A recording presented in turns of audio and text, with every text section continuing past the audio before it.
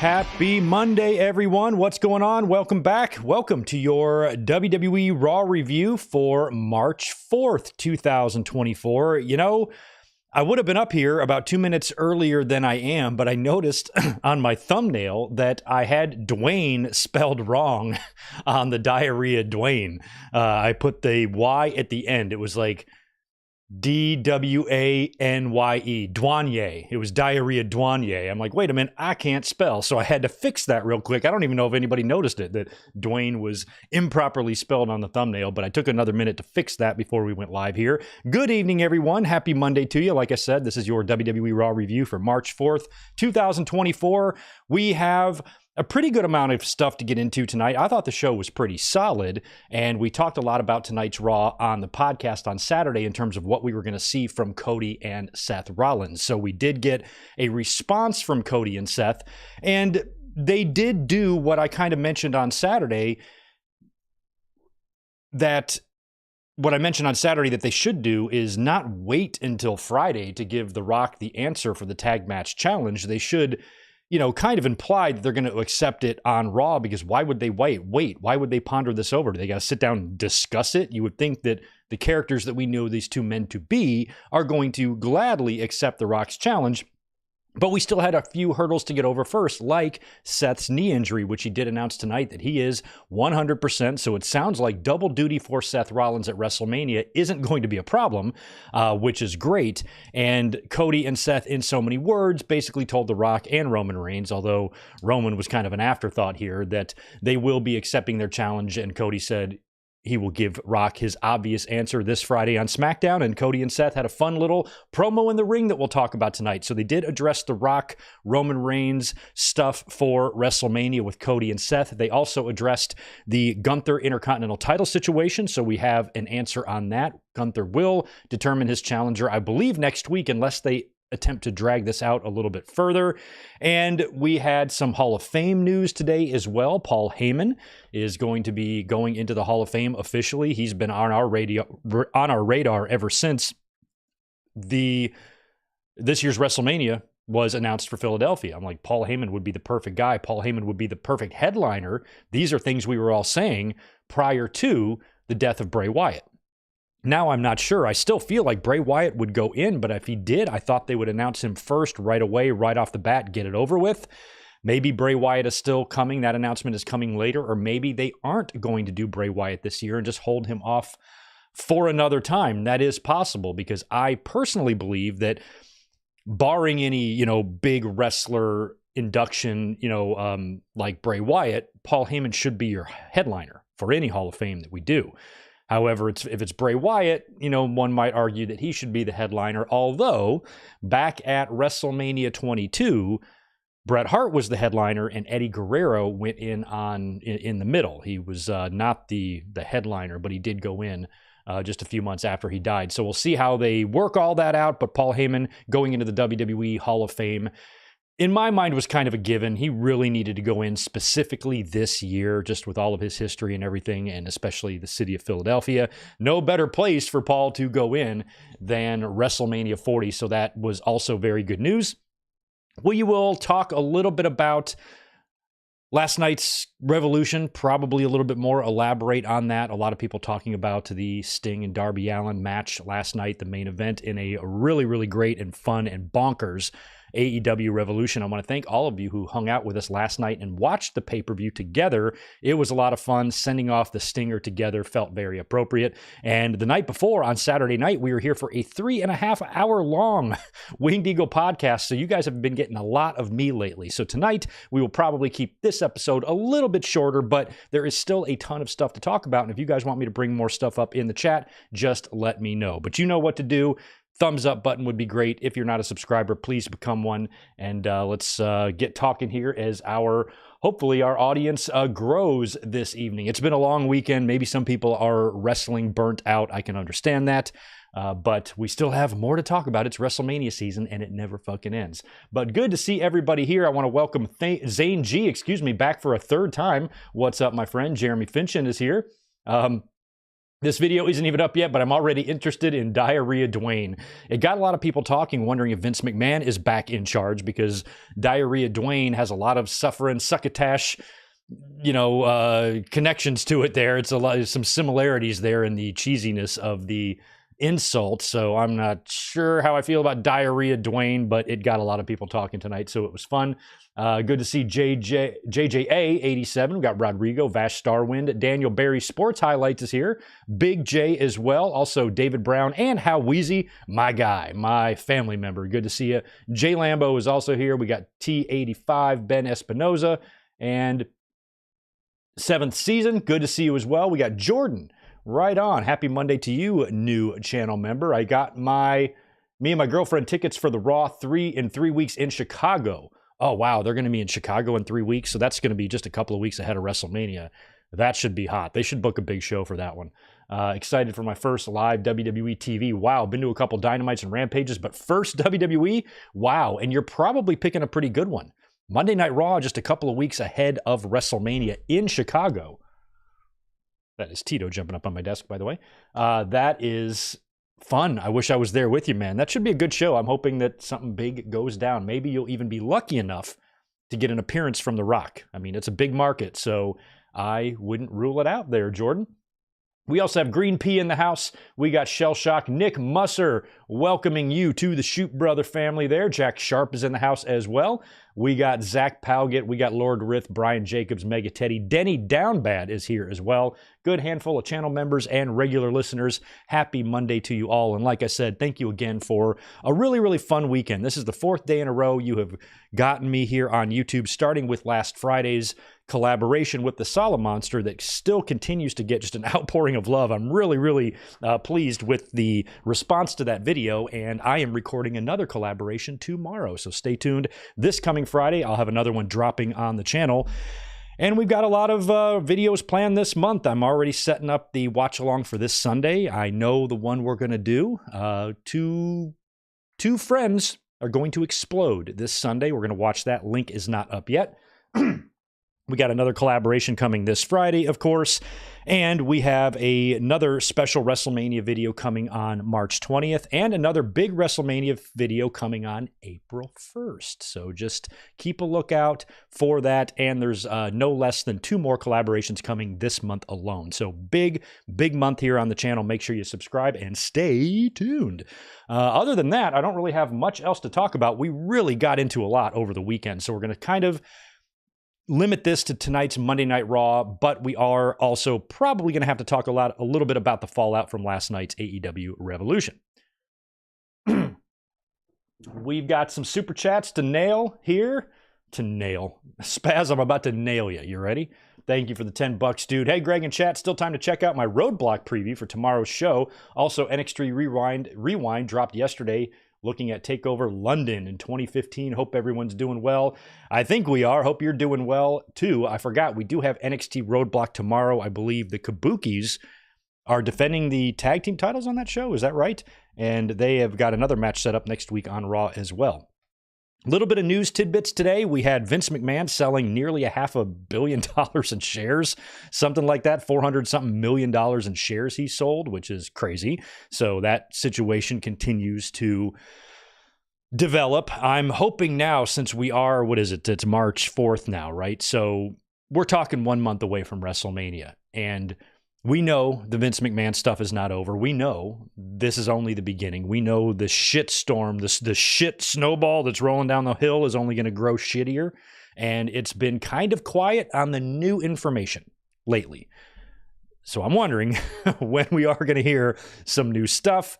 I know when we do, it's not going to be good. It's just going to make every situation fucking worse. All I hope is that, excuse me, all I hope is that we can somehow survive the rest of this month and get on the other side of WrestleMania before any shit hits the fan, because it's been a distracting year. You know, I don't know how AEW and WWE both going into big pay-per-view weekends, you know, with these mega distractions, and now WWE in WrestleMania season. They kind of had a little bit of a distraction last year with Vince coming back in last minute and fucking all that up. And oh my God, it was just, we don't need any more of that. So hopefully, at least for the next month, that will remain quiet. And then after WrestleMania, maybe the other shoe will drop and we'll actually start seeing some major consequences come from all of these Vince McMahon allegations and the lawsuit against WWE. So we will have to see.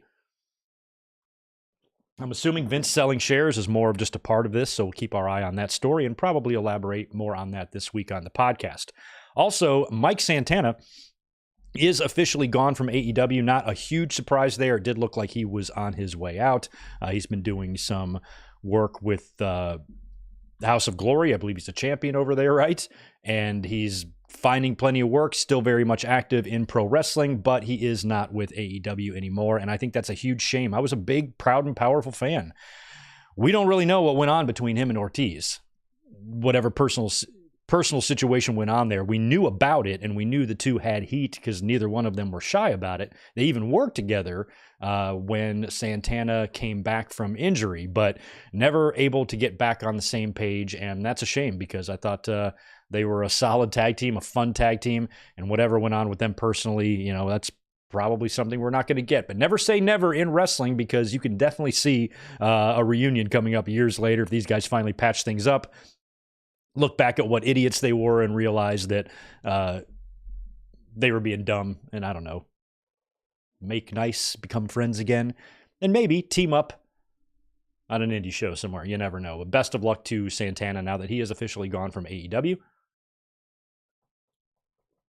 Oh yeah, Brian Jacobs, good point there. CM Punk probably will appear on that Raw in Chicago. I hope that he does. He's already made a couple appearances with the arm in the sling already, so doing it on the Chicago show should not be a problem.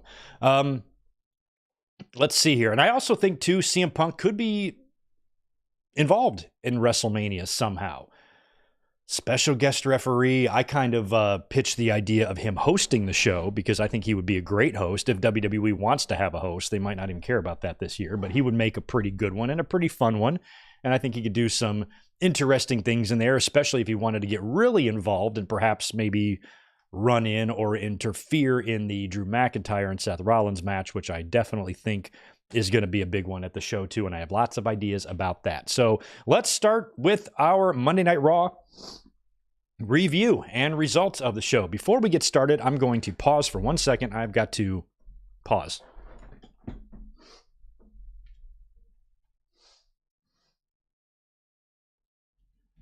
All right, there we go. We're good. We back. Sorry about that. Just needed to go run and turn my heater off because it's hot, hot, hot in here. All right. So let's talk about Raw. We opened up the show tonight with Cody Rhodes. I was worried about Cody Rhodes and Seth Rollins, even saying as much in the podcast on Saturday and on social media today. I was like, okay, guys, I'm worried about this a little bit because on SmackDown, Rock, of course, had that hour of talking on Friday between the 20-minute Instagram post and the 40-minute Bloodline promo on SmackDown. Rock issuing the challenge to Cody and Seth for the greatest or biggest tag team match in WrestleMania history. And he said that he wants their answer next week on SmackDown in Dallas. And I said on Saturday, I'm like, okay, that's fine and everything, but my problem with that is that we're already trying to get past the fact that Cody looked really dumb when he stepped aside for The Rock, and The Rock was seemingly going to take the match against Roman Reigns until WWE changed everything when the fans spoke up and whatnot. And I thought on Friday, The Rock and WWE both did a terrific job of making it right, of explain. It's still not perfect. You still wonder why Cody technically did do what he did, but at least they didn't ignore it and just pivot and pretend none of that shit ever happened. They are now taking what happened and turning it and weaving it into the current story and trying to make it make as much sense as possible. And I thought they accomplished that. I really did. I thought that the opening segment on SmackDown was awesome. I know it took up a shit ton of time. I know some other wrestlers lost some TV time because of it. That's what happens at WrestleMania time. Sorry, The Rock's in the ring. What the fuck do you want to do? And I thought that everything that was said between Instagram, where Rock could get a little bit, grittier and say, fuck your story and all of that, and SmackDown, I thought between those two, that Rock did a really good job of kind of rectifying what the problem was with a lot of us fans. So I feel pretty good about that, even though it wasn't perfect. It was about as best that they could have done under the circumstances, I think. So my biggest issue with it was that Cody now, and Seth really, but I'm worried mostly about Cody, could find himself again in a situation where he looks dumb, because if Rock is demanding that they give him their answer on Friday, well, Raw is this Monday. Both of these guys are on the Raw brand. So what is their excuse going to be? What's their justification going to be for coming out on TV, whether it be in an interview, a promo, or whatever, and not responding to The Rock or not answering his challenge right there? What is there to think about? Why do they need to discuss it? You would think that these two would just be on board right away. Yeah, no problem. We got you. We'll see you at WrestleMania. So I was worried about that. So Cody opened up the show here, and I'm like, okay, is he going to get attacked? Because I thought maybe both guys would get attacked and they wouldn't get a chance to have a microphone in front of their face tonight. But one thing that I was forgetting about was Seth Rollins' injury. I wasn't kind of thinking about that Seth Rollins is injured, and that probably should be addressed first. So Cody came out to the ring, and he talked about The Rock's Instagram post. He talked about the promo on SmackDown. He talked about how The Rock shit on his dog, and he said, "Don't ever talk about my dog." And then he talked about the Cody crybabies, and he mentioned the distraction that stings. And he really emphasized sting, which I loved. Not very subtle there, Cody Rhodes, but cool. Because I also think The Rock mentioned things stinging in his Instagram post. So it worked out. It was a little subtle, little nod to the stinger, which I loved. And Cody was very vocal on social media, especially Twitter, the last couple of days, posting a lot of things about Sting. So I liked that he was able to kind of say his name on the microphone in a promo. It was pretty cool. And then he called out a man who he considered to be a friend. He goes, "We're friends, right? Yeah, I want to call out Seth Rollins, come down to the ring." So Seth makes his way out there wearing all this green this time. And when he comes to the ring, Cody gives him an out. He says, "Look, there's a lot going on here. There's a lot at stake. Rock has challenged us to a tag team match now at WrestleMania. I know that you are the World Heavyweight Champion, and you've got a big match defending your title against Drew McIntyre. And that right there alone is a full enough plate. So if you want to concentrate on him, hey, no hard feelings. It's okay if you just want to do your own thing." He offered, basically to let him out of this. And Seth is like, "Hell no. I've said right from the very beginning that taking care of the bloodline and eliminating them is the most important thing that anybody needs to be worried about right now. And I'm all on board with you." And just says, "No, I'm with you, man." So then he goes on to talk about The Rock as well and respond to some of the things The Rock said. And Seth says that Rock needs a nickname, and everything that comes out of his mouth has the consistency of soft baby poop, and he decides to call him Diarrhea Dwayne. Boy, I'm glad he didn't use that nickname for Rhea Ripley, Diarrhea Ripley, but it's Diarrhea Dwayne, which got a mild response from the crowd. But come on, isn't this like in Suffering Succotash neighborhood here, really? So he's Diarrhea Dwayne. This goes right along with Cody Crybabies. Is this the best we can do, dudes? Come on. But he did say that The Rock told The Rock that he hasn't been cool in 20 years, which I kind of agree about. And he said that he's 100% with Cody and asked Cody if he's with him. And Cody says, "Yes, of course I'm there with you." And then he looks into the camera and tells The Rock that he will be there. They will both be there on Friday in Dallas to give them their very clear and obvious answer. So that is enough to satisfy me. I was worried. I'm like, if these two guys are going to come out and cut a promo and then not answer The Rock and say, "We're going to give you our answer this Friday after we discuss it some more." I'm like, why are you guys, number one, discussing it? And number two, if you give Rock the answer on Friday, you're just doing what he said. You're basically obeying The Rock. "Oh, you want our answer Friday?" "Yes, Mr. Johnson. We will be there Friday to get." And I'm like, no, you guys can't do that. It's going to make your characters look stupid. So this is fine. This is fine. Cody made it known and referenced what I've been saying all weekend, that the fans should already know. We know what Cody and Seth's answer is. There is no reason to drag this on or string us along or make us think that we have to tune into SmackDown to find out. Any wrestling fans who know the characters of Cody Rhodes and Seth Rollins will know what these characters will say. Their answer will be yes. They will need no time to Think about it. So Cody basically said that in so many words. He basically said, Rock, you know what our answer is, but we will be there on Friday to deliver that in person to you. So that was good enough for me. What I was worried about was them being interviewed or asked by Jackie Redmond backstage or somebody else, hey, you know, Kathy Kelly, hey, well, what's your feelings and thoughts in response to what The Rock had to say on SmackDown? Well, Kathy, you know, I know everybody wants our response, but we're going to have to wait until SmackDown because that's what The Rock wants. And no, you know, it can't be that way.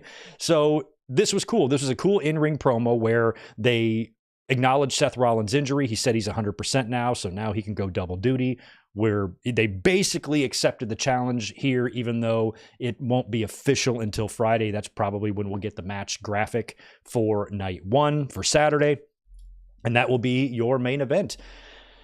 And I like that. I've been on board with this idea ever since Friday. You know, they basically were telling us right from the WrestleMania kickoff in Vegas that this was going to be a tag team match, although it kind of made you wonder there for a couple of weeks after if that's really what they were going to do. But once Rock issued that challenge, I thought WWE, and I think WWE did a really good job of cleaning up all of this. I mean, it was kind of a mess. It was a little discombobulated and some plot holes, and WWE smoothed it out. And I got to give them props for that, because have been times in WWE's history where something that doesn't make sense would only just continue to make less sense. And WWE wouldn't give a shit about making it right or making it make sense for the fans or caring enough about a story to not insult our intelligence or things like that. And these were big glaring issues prior to AEW coming around. And I used to say it back then. I'm like, WWE, what do they care? They're the only game in town. Everybody's going to tune in. I mean, granted, the numbers, they were struggling. You know, their ratings were taking a hit. So was the attendance. Interest, you know, in general was just down prior to AEW being there. But they were still the only number one wrestling company in the world. So I always felt that there was this attitude with the McMahons and even with Triple H. That they had some sort of perverse enjoyment out of disappointing us. They liked it. Because fans are whiny and they're loud and they're obnoxious, and I feel like it annoyed Vince and Triple H and WWE management. So any chance they got to fuck with us, they did. And they gave us a lot of crap for a lot of years. So the fact that the WWE product does not even resemble the same thing that it was just a few years ago. It's really mind-blowing. I mean, I just can't believe that I was up here on YouTube doing videos about this fucking shit from 2010 to 2023 before it got good, you know, but my God, to see WWE actually care about this now, you know, to say, okay, we screwed up. Let's make it make sense. Let's make it right. These things are important. This is a story that we're telling. This is a story that we've been telling with Cody Rhodes for a year. So we have to make it right. And they did a good enough job for me. Maybe there's still some other fans that need more, but I was thinking WWE would do a lot less than they did. I thought WWE would just pivot and then just not explain anything and just go with it. And instead, they had The Rock talk for what felt like a literal hour on Friday between social media and SmackDown to make this right. And I got to give him props. Everybody involved. Rock did a great job. Rock is tremendous in this role. He's not going to be perfect in any way. He's still going to say dumb, cheesy, corny Rock shit. But heel Rock is way more enjoyable than babyface Rock. Babyface Rock, I would expect to be rolling my eyes at about 90% of what he says. Heel Rock, I only roll my eyes at about 10% of what he says. Otherwise, I'm pretty engaged. And other than his, you know, silly little digs and shit at the crowd, that's just what heels do. Rock has his own way of doing that. And now he gets to be involved in WrestleMania, and he gets to do something that I was saying back in January when he first kind of showed up and indicated that he wanted a match with Roman. And I said, you know, I want Rock's involvement in WrestleMania to help it, not hurt it. And I felt like if he would have stepped in there, faced Roman instead, that would have disappointed too large of an audience group for WWE. And doing it this way, we get our cake and eat it too. We're going to get Cody. We're going to hopefully get Cody finishing his story. But we also get The Rock involved in WrestleMania in a match in WrestleMania. And this match is going to not only set up your night 2 main event, it's going to plant a whole lot of seeds for Roman Reigns and The Rock in the future. everything that we've been talking about on the podcast here over the past couple days has not had a whole lot to do with Roman Reigns. It's been a lot of Rock, it's been a lot of Cody, it's been a lot of Seth Rollins. If I were to rank everybody in this entire situation, I'd probably go Cody, Rock, Seth, Roman. The fans want Cody. Cody's the best. Maybe you could put Rock at number one. I don't know. But like Roman is almost like the afterthought in this. He doesn't even command the same presence now when he's in the ring because he's in there with The Rock. And so I think a lot of what we see on night one or night two is going to set up that future match with The Rock and Roman Reigns. Will they stretch that all the way to WrestleMania 41? I don't know. Now Rock's just another year older. You got a lot of other shows on the calendar. We can't ever forget about Saudi Arabia and how big those crown jewel shows have been in recent years. Rock and Roman could be a perfect crown jewel type of thing to do, or perhaps even SummerSlam in Cleveland, or you just wait and you do it next year. At WrestleMania 41, that will be your main event. And you can lay the groundwork for this at this year's WrestleMania and even all year if Rock stays involved a little bit and just continues to develop the story with Roman Reigns. Because right now, Rock would just be coming in and say, hey, I'm a member of this family too. I'm a huge star. You're the WWE champion. Let's have a match to find out who the head of the table is. That's all fine and everything, but that's not some big long-term story they've been telling. They've been dropping hints to Rock and Roman Reigns for a long time, but not consistently, and they haven't really been hammering that home because it's all been hinging on whether or not The Rock is going to do it or not. So now you actually have time to tell a story with them, with everything that happens at this year's WrestleMania, everything that happens to them, between them in the ring, in promos, in the build, and even after Mania. Plus, if you think about what's going to happen on night two, if Roman Reigns does drop the belt to Cody Rhodes, Rock could have something to do with that. Maybe he turns on Roman, or maybe he doesn't, and he's just disappointed in Roman for losing, and that creates the wedge. You have lots of different ways now with this current storyline where you can create the wedge between Roman Reigns and The Rock. Roman Reigns already looks annoyed with The Rock taking up so much of the spotlight. And then finally with The Rock acknowledging Roman Reigns, don't forget about the this thing and all this that he's doing. So there's lots of little hints there, but you can see clearly, obviously, that there is going to be a future confrontation and clash between The Rock and Roman Reigns, and they are not being subtle about letting you know that. So I think at WrestleMania, anything's possible. But like I said on Saturday, when it comes to the main event, the stipulation in the tag team match on night one, of course, is if Rock and Roman Reigns win, then Roman and Cody on night two is bloodline rules. But if Cody and Seth win, then no bloodline will interfere. But, technically the bloodline's not supposed to interfere anyway. So even if the bloodline is banned, what's stopping them from coming down and helping out anyway if the referee doesn't see it? If the bloodline is banned and there's a ref bump, and then Solo comes in and spikes Cody, and then the ref comes to and counts Cody Rhodes 1, 2, 3, what can you do? It doesn't matter if the bloodline was banned. Referee didn't see it. Doesn't matter. It doesn't make it any more than just a regular match, which means Rock and Roman Reigns, I am going to be cheering hard for them on night one. I want them to win because I want night two to be bloodline rules. Now, there's some other factors out there like Jacob Fatu, Tama Tonga. We could see some new bloodline members show up. That's true, but I think it would be better for those bloodline members to maybe show up in the tag team match or something and help Rock and Roman Reigns win. Then it's bloodline rules. And then when you get to night two, because I don't know if you want to, I don't want to have Roman Reigns beat Cody at WrestleMania 40 the same way he beat Drew McIntyre at Clash at the Castle with a new bloodline member debuting. But then again, you don't want a new bloodline member debuting and then Roman loses and they start off on the wrong foot.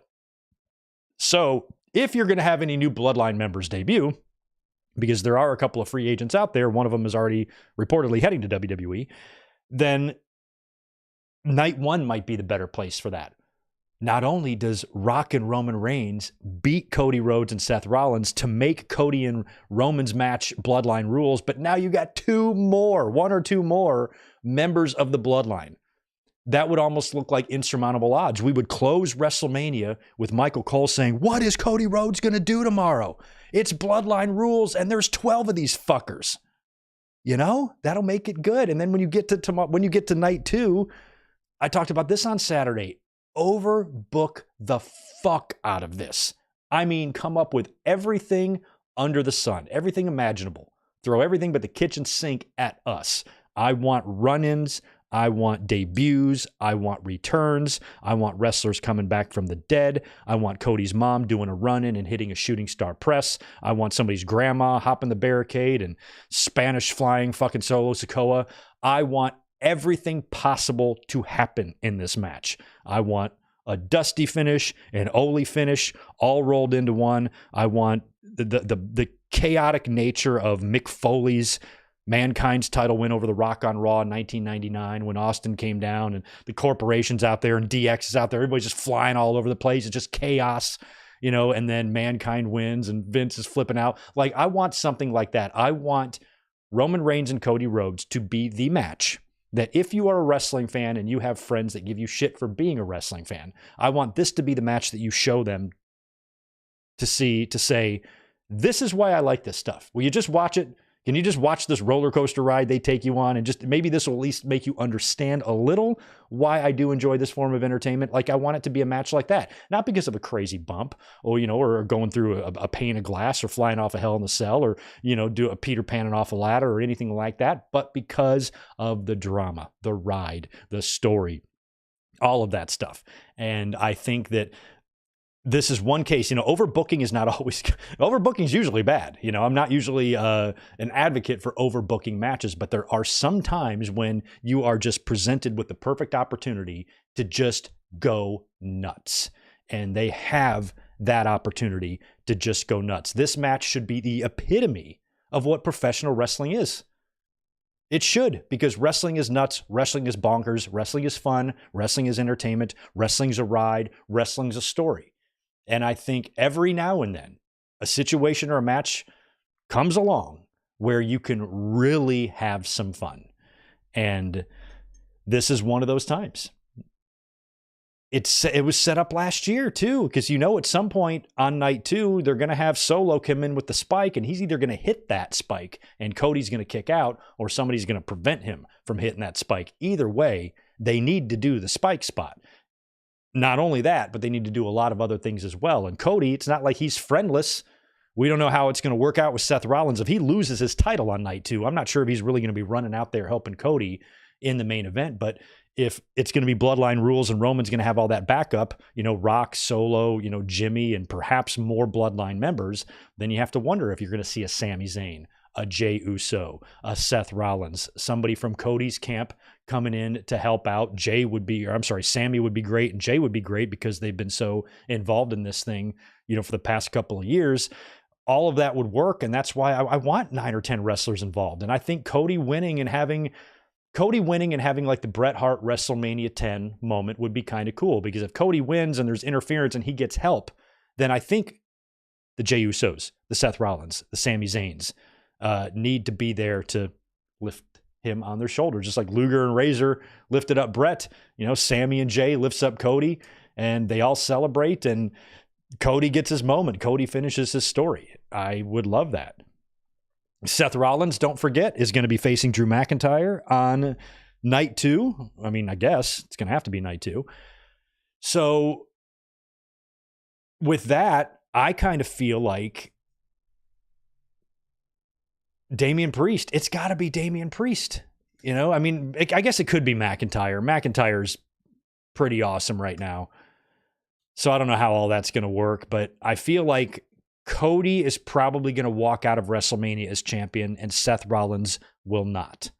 How that all falls into place, I don't know. I don't know if Seth will just straight lose to Drew McIntyre, or maybe you get a Damian Priest cash in or whatever. But I feel like with Seth stepping up to the plate, backing up Cody, offering his services to stand by Cody's side, if Seth Rollins comes out of WrestleMania without a championship and Cody's got one on his shoulder, wouldn't logic tell you that, hey, I went to bat for you, I fought side by side with you, maybe something that happens in that tag match puts Seth at a disadvantage, he's not at 100% going against McIntyre, and Seth Rollins basically loses the title because he was compromised in the night 1 tag match. And if that happens, Seth Rollins would have a good argument to Cody saying, hey, I think I deserve a shot at that championship that's on your shoulder.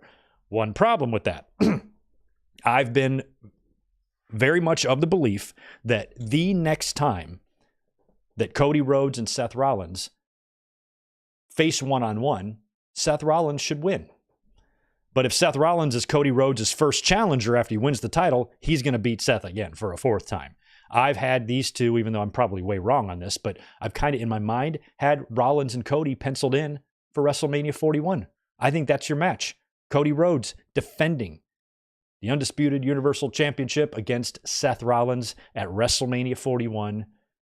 Probably the night one main event, because maybe Roman and Rock will be main event next year. And Seth beats him. Seth beats Cody and wins the title. Give Cody a 1-year run. All year he's champion. Defends against everybody, wins. Next time he faces Seth Rollins, I think he should lose. There's a lot of other factors at play here. You got Drew McIntyre, you have CM Punk coming back. Who knows if Seth will even be a babyface or a heel by the time we get to next year's WrestleMania. Or they might want to do Seth Rollins and Cody Rhodes at SummerSlam or something. So that could all change. But I feel like Seth and Cody, this relationship they have is going to lead to a match in the future between them at some point. And since Cody is 3-0 against this guy, I think it's time for Seth to get that win back. And beating Cody for the championship would be, that one victory would be as powerful as the 3 Cody had, and it would help even them out. And I like that. I feel like these two guys are Brett and Shawn right now on the Raw roster, and I like it. I like it a lot. And I'm a big fan of both. And I think it's going to be a big moment for them. I'm glad that Cody and Seth are teaming up to face The Rock and Roman Reigns. This is going to be huge. I think the match is going to be fun. I think the whole fucking show is going to be fun. I'm very, very optimistic as we look at the Mania card right now. Extremely. So that is pretty much what we saw in the opening of the show there. Cody Rhodes, Seth Rollins, Diarrhea Dwayne, and all that stuff. We're going to get our official answer on Friday, but we know that match is all but official. Cody and Seth, Rock and Roman, WrestleMania, night one. Going to be fun. Before we get into the next match, let me just go to the chat here and thank the Juliet for gifting Sunnyman a membership. She pops in here every damn stream and just gives out, making it rain with the memberships. Juliet, thank you so much for that. Where are we at with our shout-outs? Robert Rose is here. Thanks for the 5, dude. Roman loses next night. The Rock takes over the Bloodline like the new DX. They beat Roman bad, and Roman comes back by SummerSlam. Yeah, something like that. Rock has got a history of that. What's funny, you think about it too, the night after WrestleMania 14, we just watched that Triple H and Rock Rivals was on. And all these years, I guess, I've known this, I've just never really thought about it. But The Rock and Triple H both took over their respective factions on the same night, right? Didn't Farouk got turned on, right? And then Triple H picked up the ball and formed the DX Army on that night after WrestleMania 14. And we've also had some instances where it was after Backlash, The Rock got kicked out of the corporation, remember? So some sort of an angle like that I could definitely see happening. But Roman is also a SmackDown guy. Is that something you wait? I don't know how that's all going to work. The night after WrestleMania, I feel like Roman, if he loses, he probably won't be on TV. I don't know how that's going to work, but I do feel like it's a scenario, Robert, like that. Something like that is going to happen post-WrestleMania where Roman now is no longer the champion. Rock is either going to blame him for losing, or Roman's going to blame The Rock for costing him the title, or Rock's not going to think he's worthy enough, or you let the family down, time for me to pick up the ball. And Roman's like, what, are you fucking kidding me? I've been champion for 4 years. I lost one match because it was, Dusty booked it. And now you think I'm like unworthy to be the tribal chief? Fuck you, Tooth Fairy. And, maybe something could develop there. But I think you're on the right track. Like, it's going to be something like that that's going to lead to Roman and Rock. I just don't know when that match is going to happen. SummerSlam, feels more like a Mania or Crown Jewel. Roman and Rock feels more like Mania and Crown Jewel than SummerSlam to me, but who knows? I could be way wrong. Sounds like Cleveland is going to be the site of this year's SummerSlam, where the Cleveland Browns play. So it's going to be an outdoor stadium in Cleveland in the summer. You are risking some rain, but should be fun. Cleveland gets a SummerSlam for what I think is the first time since 1996. I'm not sure, but I do remember that from 96, the good old, what was the main event that night? Vader and Shawn. All right, next up on Raw, we had Gunther taking on Dominic. This was set up last week. Dominic's been very, very worried all week about this because he has to face Gunther. And what I liked about this is Gunther was just so not sweating Dom. But Dom tried. Dom definitely tried in this match, and it was really fun watching Gunther chop the fuck out of Dom. It was awesome. But before the match started, I gotta give props to WWE and Michael Cole. Very gracious, very classy move on their part. Michael Cole and Pat McAfee both congratulated Sting on a great career. And even Pat McAfee said it was a great match last night. It was a tremendous match last night. And it was just one line, a quick little congratulations to Sting, but I loved that. That meant so much to me as a fan, that they at least acknowledged Sting's final match, because they've done things like this before. You know, years ago, Michael Cole plugged Mick Foley's book when he was in TNA. They do random shit like this sometimes. So them acknowledging Sting, who, you know, is in their Hall of Fame and has worked WrestleMania matches and pay-per-view matches in that company, albeit at the very, very, very end, really, of his career. He did come into the company. He has a relationship with them, and they acknowledge him as one of the all-time greats. I thought that was amazing. Tried to check on social media about this, and just watching the fans assume. I saw people saying that, like, oh, if you listen, Pat McAfee got cut off right away. You actually have a group of rubes on this godforsaken Twitter app that actually think that Michael Cole and Pat McAfee went off script and that Triple H was fuming about it and cut them off. You guys are fucking stupid. Jesus Christ. Triple H gave the word, I'm sure, to say something about Sting. They're not going to break down the entire Bucks versus Sting and Darby match. They're not going to review the whole fucking pay-per-view. It's not their company. It's somebody else's company delivering one line. Hey, I want both of you guys, give a quick little nod to the Stinger. Michael, you say something. Pat, you say something, and then move on. That's it.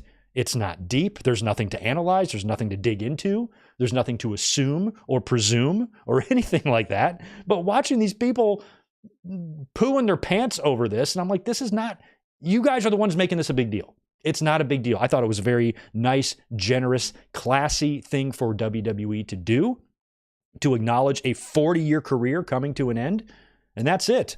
I mean, and if you notice, Michael Cole and Pat McAfee managed to congratulate Sting without bitching or whining about the Darby bump or pontificating or lecturing, you know, about some stupid belief that you have in your idiotic fucking skull. No, they just congratulated Sting and moved on with their life. I thought it was great. There was really nothing to think about there. Now, later on, it was about an hour later, Michael Cole shit on JR in a great moment, which we'll talk about later. So they were nice to Sting, but they shit on JR. And apparently he said something about Taz that I did not hear.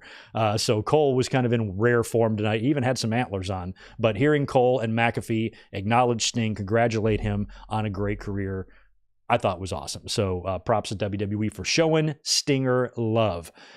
Back to the Dom and Gunther match. This was all Gunther. This was 98% Gunther, 2% Dom. Gunther chopping Dom, ripping his thing off, chopping his chest. Dom selling like $1 million. Had a small little flurry there. He knocked Gunther off the apron, ran to the top, springboarded off, got Gunther briefly on the ropes, but it didn't take long for Gunther just to immediately take control of this little kumquat and powerbomb the fuck out of him. Boston Crab, Dom taps out, and I think even Michael Cole was like, he's crying. I think Dominic was crying in the Boston Crab. That was great.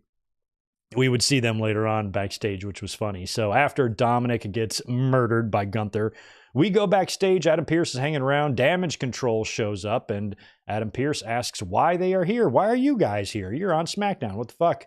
And Dakota's like, well, they're tag team champions, so they get to go on every brand. This way it's always been done, or didn't you know that? Which is kind of funny. And I do like that Dakota is officially turned in with them, because she's a good mouthpiece for those other three women, and they're a good-looking faction. I like Damage Control a lot. I really like Dakota Kai, and I'm glad that she's back in the ring.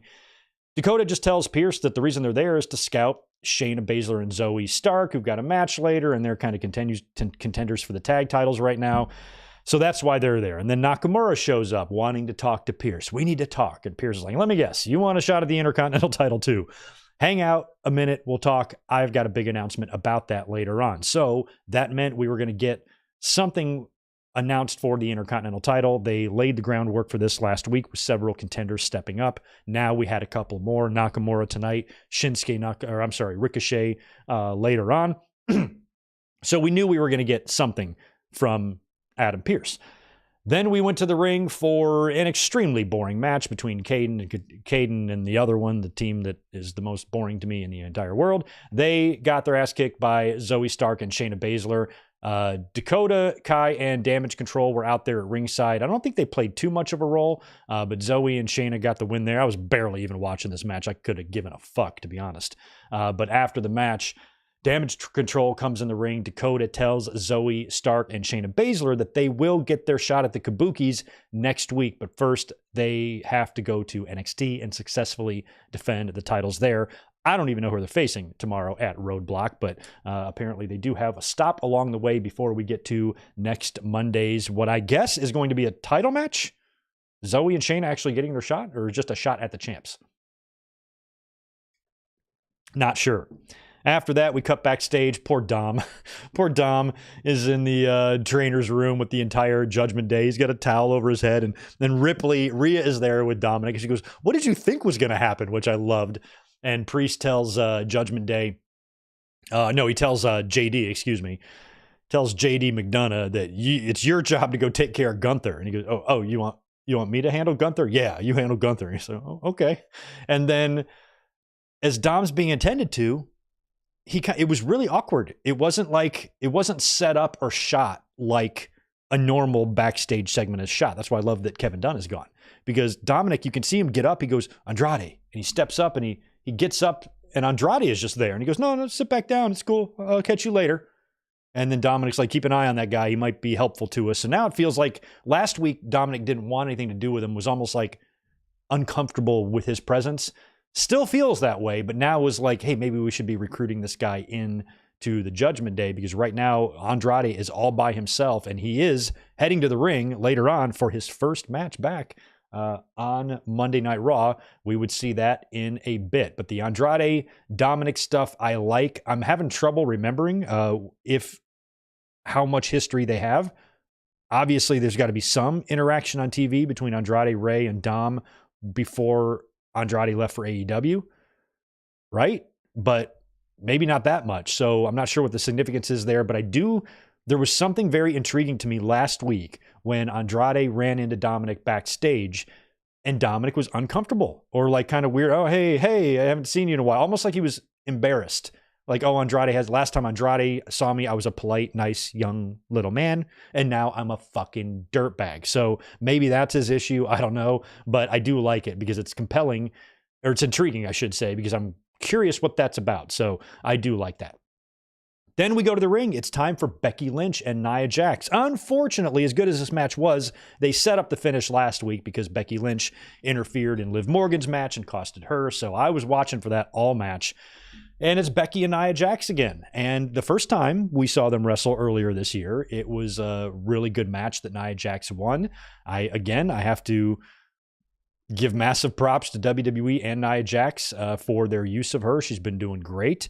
I cannot believe how pleasantly surprised I've been with her return. I did not think she was going to do really anything for me.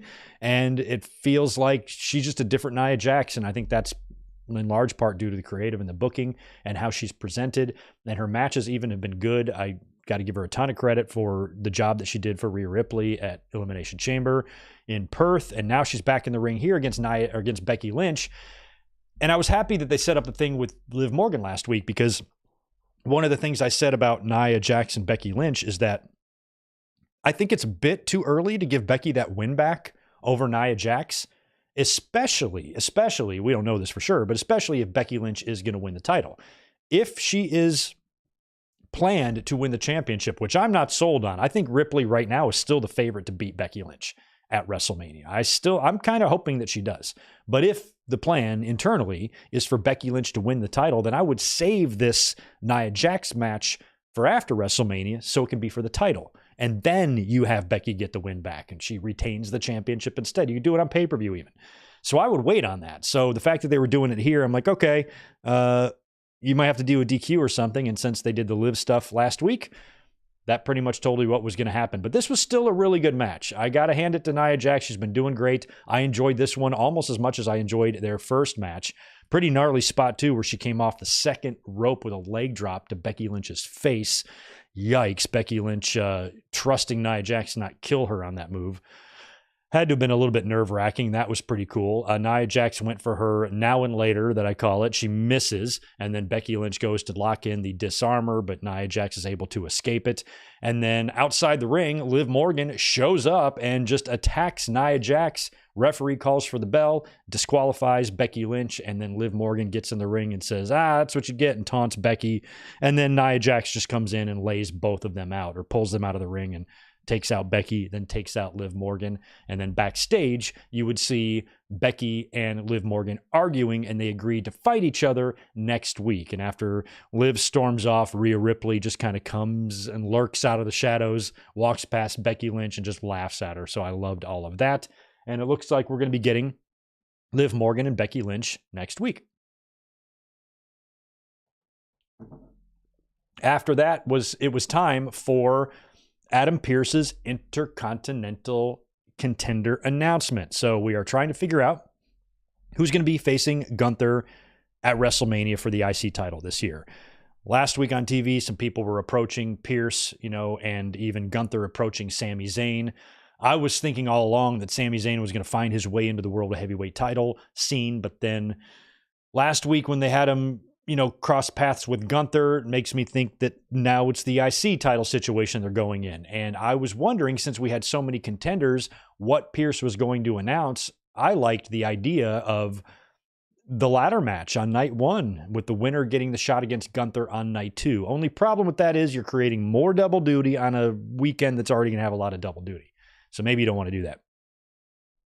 But Pearce wound up announcing next week a gauntlet match. So that kind of surprised me. I thought they might maybe drag it out, but then again, if you just knock it out now, you've got a good 3 weeks to, build between champion and contender, or champion and challenger. So the participants in the gauntlet match are going to be Sami Zayn, Ricochet, Shinsuke Nakamura, Bronson Reed, JD McDonough, and Chad Gable. So that's 6 guys. Gauntlet match next week. Fine. As long as it's Gable or Sammy. That's all that matters. Sammy and Gable are the 2 that I think have the biggest shot here. I still feel like Sammy is a notch above Gable because they did not do a whole lot with Gable after that series of matches with Gunther to keep reminding you that he's going to get that shot back. He almost forgot about him for a while. Now he's back saying, hey, I haven't forgotten what Gunther did to me and made my daughter cry and all that shit. But they should have been just telling that story the whole time and building up to Gable getting the title back. And since they haven't been doing that, and they've been telling more of a story about Sami Zayn, these sit-down interviews with him on Raw, I'm losing my path to WrestleMania, I have confidence issues, I want to prove that I'm a champion and a contender, feels like this is his moment. And Gunther has had a long run here, and dropping that IC title is something that we've been talking about since last year's WrestleMania. I think I was one of the only people to predict that he would retain last year in my WrestleMania predictions. A lot of people had him losing the belt a year ago. And I was like, no, I think he's going to keep rolling with it. And here we are 1 year later, still champ. If there's ever a victory that's not a world championship victory that could really elevate Sami even more, this is probably the match. So I'm rooting for Sami Zayn next week. I want it to be Sami Zayn and Gunther. I want Sami Zayn to go in against this monster as the underdog. I want the build and the promos to be Gunther talking down to Sami's shaggy ass and, tell you, not going to stand a chance against me. And, Sami's really going to realize that he is in for the fight of his life.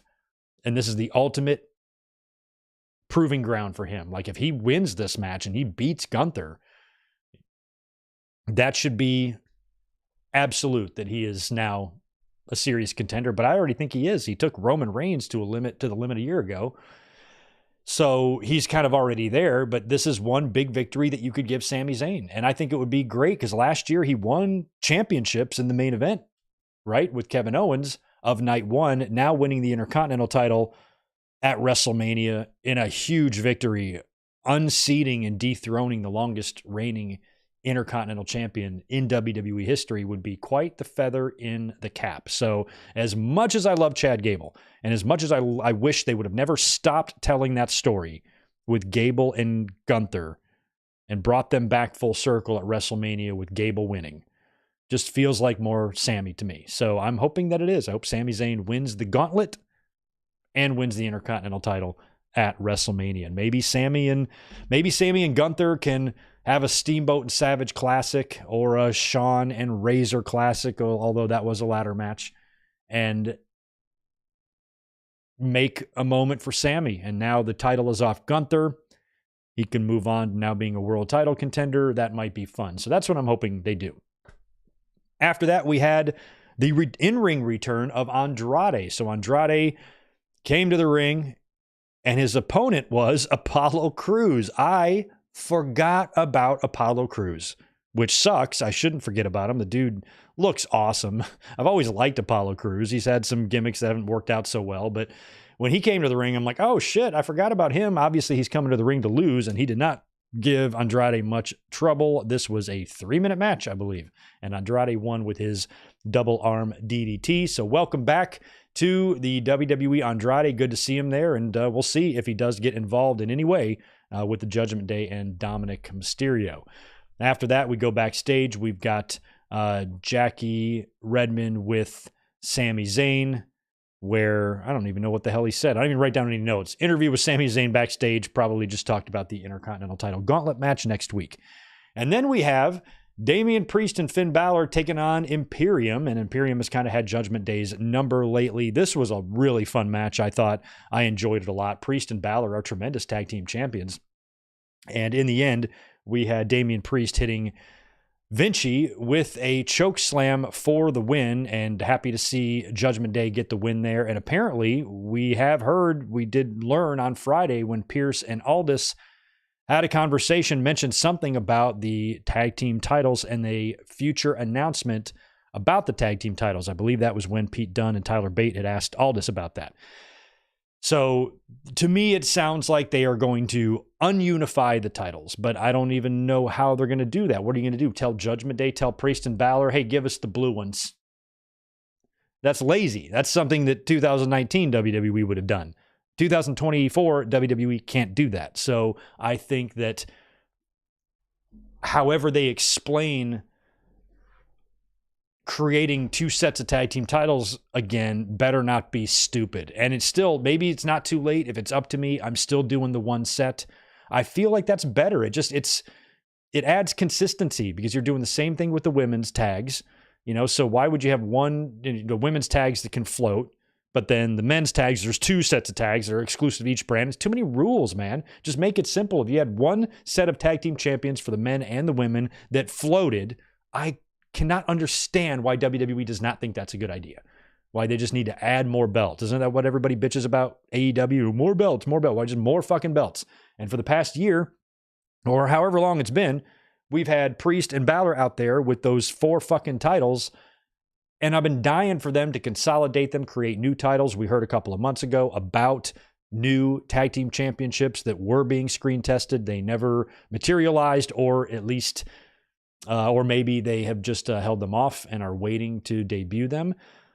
It would be nice if those tag team titles that we heard about were for the men and the women, one set for the women, one set for the men's, because I still think the current women's tag team championships have too much shit attached to them. Those are still those first belts that Sasha and Bayley lost to the Iconics, and this been passed around to everybody in the locker room and had to be vacated because you had champions walking out. Clean slate with those two. I would love just new men's tags, new women's tags, one set of belts to represent each champion, and then that's it. Dump the red and blue ones in the fucking trash, burn it, and then roll the ashes in a joint and smoke it. Get them the fuck out of here. And new championships would be so refreshing, but the fact that Tyler Bate and Dunn asked Aldis about a tag team title shot, and he's like, hang tight, I'm going to have an announcement, pretty much gives away that they're going to do something here to create new tag team championships for SmackDown. So probably what they're going to do is officially unify the current titles that Balor and Priest have. Remember when we heard about the belt screen testing? One of those sets of belts was reported to be blue and red, and the other one was something else. So maybe Balor and Priest, their titles are permanently unified. They get a new set of belts that symbolizes that. Then SmackDown just creates another tag team championship, which now I'm losing track of how many times we've had a WWE tag team championship and a World Tag Team Championship and a SmackDown tag team championship and a Raw tag team championship. I'm not sure which belts, you guys might be able to tell me in the chat. I'm not sure which belts are the belts that the Hearts and the Bulldogs wore. Which ones are they? The red one or the blue one? I don't even really remember. They might even be long gone. That history might be already defunct. Who knows? So sounds like that could be happening very soon as well. Then we get the Hall of Fame announcement for Paul Heyman. I think that's awesome. Paul Heyman going into the Hall of Fame this year in 2024. He's the perfect guy to go in, especially as a headliner. Not sure if he's going to headline or not. Still no word on if they're going to do Bray Wyatt. Many fans were expecting them to, but they might not. They might hold Bray Wyatt off another year. And if they do, then Paul Heyman is the for sure headliner in Philadelphia. And even if they do induct Bray Wyatt, Paul Heyman might still be the headliner. You know, Bray Wyatt doesn't have to be the headliner. Eddie Guerrero wasn't the headliner. Brett was. So it would be all right if he wasn't, but maybe they want to stay away from the, the downer stuff this year. The Bray Wyatt death is still very, very fresh. Maybe they don't want to jump the gun the way they did with Eddie Guerrero. So maybe they wait and, another year for us to process it and for another year to pass to where maybe they can get some of his family coming in, his wife and maybe his kids. Maybe they're not ready for any of that yet. Maybe another year from now they will be. And they can do something for him next year. Don't know. Either way, we got our first inductee for this year, Paul Heyman, perfect guy. I think that's amazing. And we'll see how, in that Hall of Fame video package, how much of Brock we really get. Luckily, Paul Heyman has had such a long career. They can probably leave Brock out and still have plenty to talk about from his beginning, all the way to the ECW stuff and WCW and WWE and managing and commentating and announcing and all of that stuff. Plenty of, material there for a Paul Heyman video package. But in modern times, he's been very well known for managing Brock Lesnar. So we'll see how much of Brock gets incorporated into that. But Paul Heyman, congrats. I'm very glad that he's getting it at this particular Hall of Fame because it's never been in doubt whether he was going to be a Hall of Famer. But I think WrestleMania 40 in Philly is literally the perfect place for him to go in. After that, we had Sami Zayn taking on Ivar. That's right. That's what I forgot to write down. Backstage, Sami Zayn was talking to Jackie, and then Ivar and Valhalla showed up, and that's when they made the match for later tonight. So it's time for that match now. Sarah Logan, or Valhalla, or whatever the fuck, she came out there with her antlers on, and we all know how Michael Cole loves the antlers. She came all the way over to the announce table, climbed up on the announce table, took the antlers off, and put the antlers on Michael Cole's head. And that's when he said, now I know how Jim Ross feels when he's wearing that goofy-ass cowboy hat. So in one breath, he's, congratulating Sting on a 40-year career. And then later on, he shits on JR. I didn't hear what he said about Taz, but apparently he said something about Taz too. Not much, to say about this match here. You knew Sami Zayn, this was going to be another match for him to win here. Obviously, get him back on the winning track and create him some momentum going into next week's gauntlet. And he did. Haluva kick to Ivar for the win. And after that, Bronson Reed hit the ring and attacked Sami Zayn and hit him with the tsunami. So Sami and Bronson will be in that big gauntlet next week. And in the main event, it was Drew McIntyre taking on Jey Uso. I figured this would be a fun main event. It was. We had Solo Sikoa showing up there at ringside, and he was only out there for a few seconds when Cody Rhodes' music hit. Cody sprints to the ring, runs off Solo Sikoa because Cody did say that he's hunting the bloodline. So I think anytime that they show up on his show, he might, come out there to try to stop him. So he runs off Solo, allowing Jey Uso to counter a Claymore attempt with 2 super kicks and then hit McIntyre with a spear. And then as he's going up for the big Uso splash, Jimmy Uso is back, shows up at ringside, distracts Jey Uso. He turns around, eats a Claymore, gets pinned by McIntyre, and Jimmy Uso costs Jey again. So that should be the last time. I think the next time you see Jey Uso on TV, he's going to challenge his brother to a WrestleMania match. I can't see Jimmy being the one to challenge. I think it's going to be Jay. So probably next week on Raw, Jay's going to be like, look, motherfucker, me and you, WrestleMania, let's make that happen. So we are one step closer to getting that match done. So after the match, Jimmy Uso is coming in the ring to attack his brother. Drew McIntyre's leaving by this point. So Jimmy's going to come in and put the boots to, I think he's got a chair even. I think he's going to injure Jey Uso. And that's when Seth Rollins' music hits. He comes out. He runs right past his WrestleMania opponent, Drew McIntyre, to go right to the ring to save Jey. And I think maybe out of, a sign, Drew took that as a sign of disrespect. Drew comes in the ring and claymores Seth Rollins to close the show. And did I forget to talk about that? Yeah, no, I did not. Drew McIntyre earlier on, I should say, he did have an interview with Jackie Redmond backstage talking about this match later on. And it was there where he was kind of talking about Seth being distracted, being caught up in the bloodline stuff, called him a spotlight junkie. Oh, you see all this action going over there. You want to get involved in that. So I think McIntyre is basically going to use that as motivation. You better not look past me. I'm your WrestleMania opponent. I need to be your number one focus, and I'm not. So he's reminding Seth that he's got a big ass hill to climb at WrestleMania. And I think Seth and Cody Rhodes both are facing a lot of adversity. Seth is self-inflicted. Seth's adversity is self-inflicted because he's volunteering to be in this tag team championship match before he defends against Drew McIntyre. Cody, in a lot of ways is kind of being forced into it a little bit more. So I do think that Seth, there's a very high likelihood of him dropping the title at WrestleMania. I can't see everybody dropping their belts, but I also can't see everybody keeping their belts. We're definitely going to have some title changes. And I think maybe Cody is all you need on the world title end, but I'm still doing Damian Priest. I mean, you could have, every time I talk about Damian Priest cashing in, I'm talking about the world heavyweight title. You could, if you have that bonkers match that I've been pitching for night 2, where they just overbooked the hell out of it, it's bloodline rules and everybody and their mother and their grandmother runs into this thing. And then after all of that amazing ride we get taken on, Cody is celebrating, Priest comes out and cashes in. Oh man. That would be, I think that would not be a good idea. It would be, it would be shocking, but I think that would be Undertaker streak level gasps in the crowd. Like, you gotta be fucking kidding me. I think that would be too much. I think you could have a riot. I do. And I don't want to see that happen to Priest because I like Priest. I think it would be safer if Priest just cashed in on Seth Rollins somehow, or cashed in on Drew and Seth.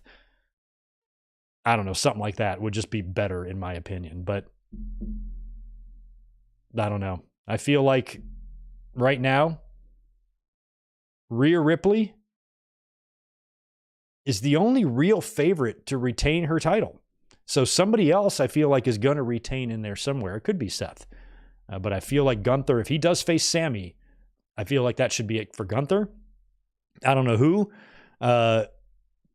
Damian Priest and Finn Balor are going to face for the tag team titles. I'm assuming that whatever this announcement Nick Aldis has, they might be crowning new tag team champions at WrestleMania, right? That's probably what they're going to do. If he's about to announce this now, that sets up probably crowning your new SmackDown tag team champions if you're creating completely new belts. That's probably what they're doing. They got new belts designed to give to Balor and Priest, and those 4 belts are going to be permanently unified, and then they're just going to create out of thin air another tag team championship to be crowned at WrestleMania. Maybe they'll name it something else. Like AEW's got a million different titles. Who knows? But I guess that's probably what they're going to do, and that's why Tyler Bate and Pete Dunne will probably be a part of this as well. And maybe they can win the tag team titles at WrestleMania. We'll see. But that brings me to the end of my notes. We'll probably wrap things up tonight since it's been a very long weekend. Pretty low audience in here anyway, so I will wrap it up and get out of here. I do want to shout out and thank Mikey Morrison 27 for the $2. Hey, Greg, Revolution Live last night was a blast. It was. I enjoyed Revolution last night. We had a blast watching that. It was fun sending off Sting together, and it was a wild one. I think we're going to be talking about that Darby bump for years to come. A lot of people were talking about the Darby bump today. Is this necessary? It's over the top. Of course it's over the top. And that's what I talked about last night when it came to the Darby Allin and that bump. I feel like the match didn't necessarily need it. Sure, that argument I've seen. The match didn't need it. It still would have been special. Yes, you're right. It would have. But Darby Allin is not MJF or anybody else that would have been in the ring with him. He is a different wrestler. There are some wrestlers, and there's 3 that I can think of that are right at the top of this list: Mick Foley, Jeff Hardy, and Darby Allin. We had the same conversations about Foley and Jeff Hardy. I don't know how many of you, I bet you I'm one of the only ones, maybe a few of you in the chat, actually watched live on pay-per-view the Hell in the Cell bump. What do you think was going through our minds then? That was the craziest shit we've ever seen. I think it was Max today who told me, well, yeah, but Jeff never went through glass. I'm like, yeah, I know, but nobody was doing the shit Jeff did before he did it either. You know, when Jeff is climbing up to a 20-foot ladder and just swantoning off of that, that wasn't like a normal thing. Jeff was the first person to do it to that extreme. We saw plenty of table bumps off ladders and everything, but going up and doing that bonkers of stuff was all very new. And a lot of people then were questioning whether or not that was smart wrestling. You know, same thing with Mick Foley with his flat back concrete bumps and the Hell in the Cell. And then after the Hell in the Cell, it was like he was almost obligated to really outdo himself on every pay-per-view. The Royal Rumble with all those chair shots. What were people saying? That was over the top. That was too much. He took it too far. Just like Darby does. You know, but now with the tribalism involved, you get the AEW haters out there who are just turning this into an AEW thing. It has nothing to do with AEW. It has everything to do with the person who did it, Darby Allin. It's much easier to accept that some wrestlers are just fucking nuts. There's a handful of them that want to do this. Darby Allin's full, complete intent last night was to be over the top. Don't you think it was over the top? Yeah, he wanted it to be. It wasn't over the top on accident. It was over the top on purpose. That was the deliberate intent, was to do that. And so now it's the fake outrage. Wrestling doesn't need this stuff. And all it is, it's like, if you want to say that's over the top and be normal about it, fine. That is crazy. I cannot believe a human being like Darby Allin took that bump. Would I ever do it? Fuck no. Do I want to see every wrestler do that? No. Do I want to be that to be the standard? No. This is a special occasion. This is the biggest match of Darby Allin's career. He's already crazy. He does crazy shit in regular matches. He does crazy shit on the indies when nobody's watching. So now he's in the biggest match of his life to send off an icon with a 40-year career, somebody that's respected across the board in wrestling. He intended on going out there and coming inches away from death because he felt that was the best way to tribute Sting. You can debate whether it was necessary or not. I think the match was a nice moment, an awesome match, fun moment. It was more about the send-off than the bumps, which is why if somebody wants to say, Greg, that match didn't need that bump, you're right, it didn't. It didn't need the bump. But the bump happened anyway because you're dealing with Darby Allin. He wanted to do something like that was going to be remembered forever, and I think he accomplished that because you guys saw my reaction last night. I shit my pants. I think that when it comes to crazy bumps, and we've seen a lot, we've seen some of the gnarliest bumps and falls through tables and objects over the last 26 years since Mick Foley's Hell in the Cell bump, but I can't think of any. This is the first bump since then that's given me Mick Foley Hell in the Cell 1998 vibes. And I've told the story before. I bought King of the Ring, ordered the pay-per-view 2 days after my brand new 50-inch big screen TV was delivered. It's on those old school ones that are on like the wheels and shit.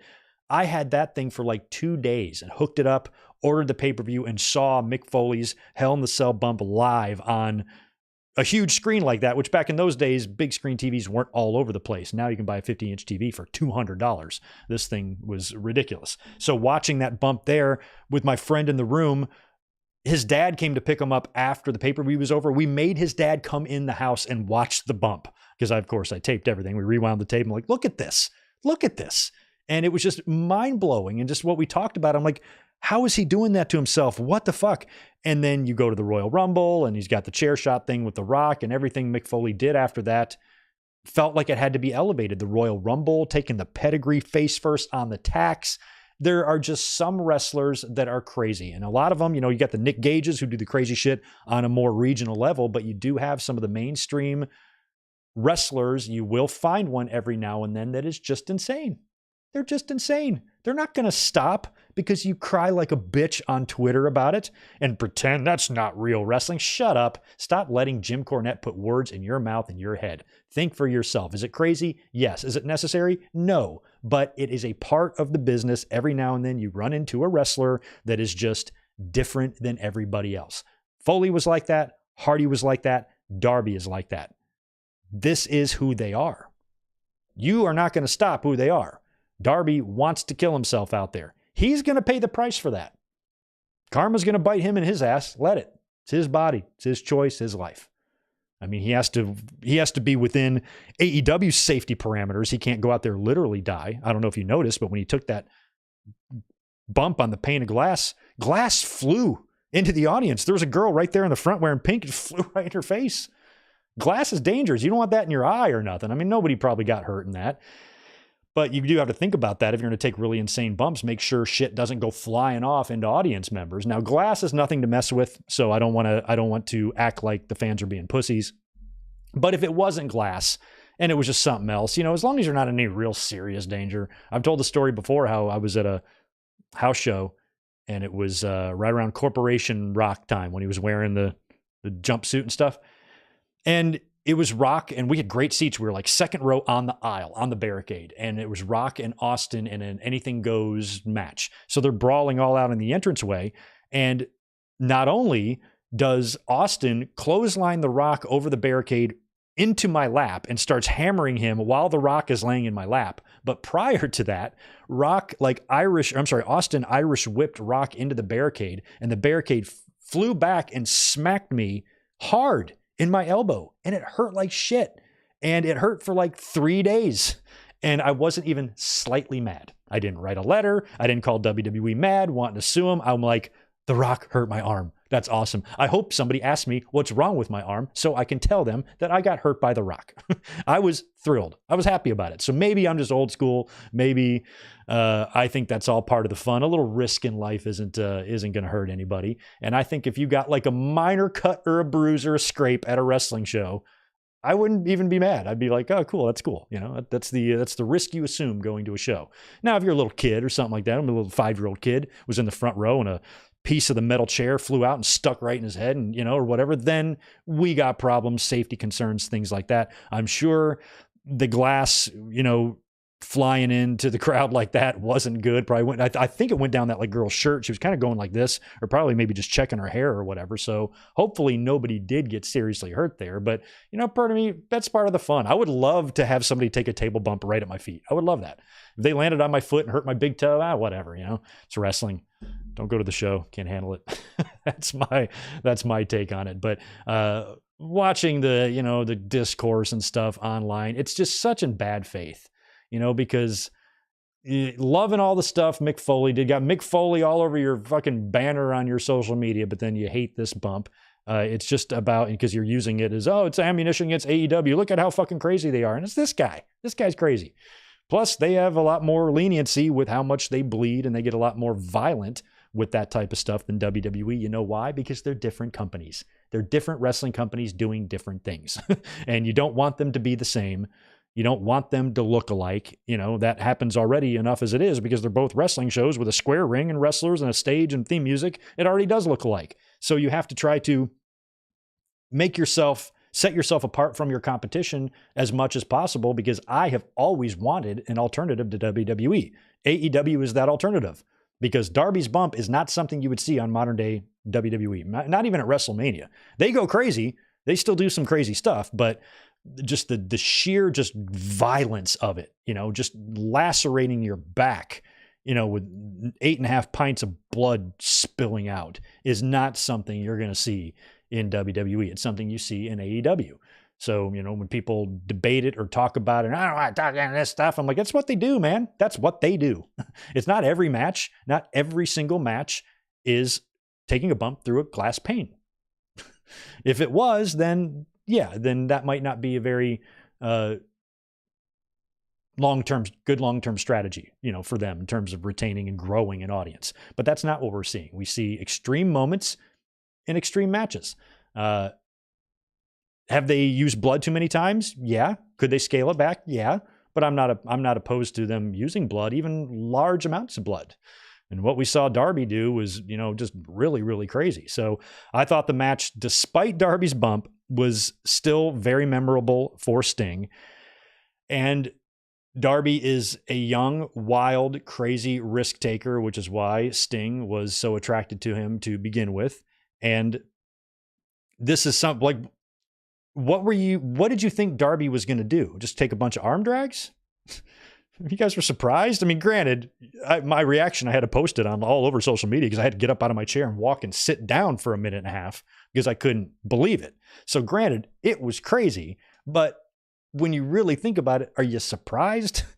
Think about how crazy Darby gets just for a regular ass match that nobody sees. So this is a big one of the biggest crowds he's ever going to wrestle in front of, in terms on pay-per-view, sold out house anyway. Sting's last match, biggest match of his career. We should have seen it coming. But overall, Revolution last night was great. It's, I'm almost wondering what AEW would be like if their pay-per-view sucked, because no matter how down in the dumps they might be in other areas, pay-per-views are just solid and deliver every time. I've never come away from a AEW pay-per-view feeling like I wasted my $50, and I bought them all. The only one I haven't bought is the one I went to. So, or there might have been one I missed. But point is, they still kill it on pay-per-view. Revolution was no exception.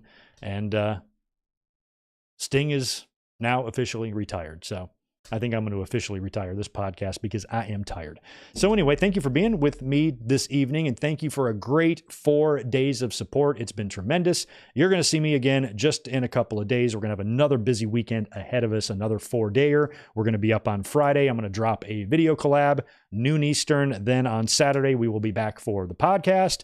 Then on Sunday, we are going to watch the Mega Powers explode. Link is coming. And then 1 week from tonight, we'll be back to talk about Monday Night Raw. Let me make sure before I go that we're good. Didn't miss anybody else. Good night, Jordan. Good night, Max. All y'all. Appreciate